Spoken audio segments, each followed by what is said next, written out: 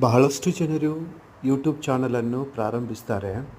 ಆದರೆ ಒಬ್ಬೊಬ್ಬರು ಒಂದೊಂದು ರೀತಿಯ ಒಂದು ಉದ್ದೇಶಗಳನ್ನು ಇಟ್ಕೊಂಡು ಪ್ರಾರಂಭಿಸ್ತಾರೆ.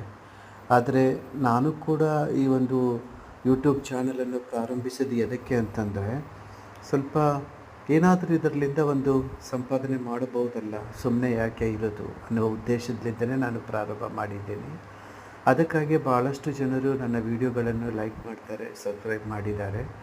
ಸೊ ನೀವು ಕೂಡ ನಮ್ಮ ಚಾನಲನ್ನು ಸಬ್ಸ್ಕ್ರೈಬ್ ಮಾಡಿ, ಲೈಕ್ ಮಾಡಿ, ಶೇರ್ ಮಾಡಿ.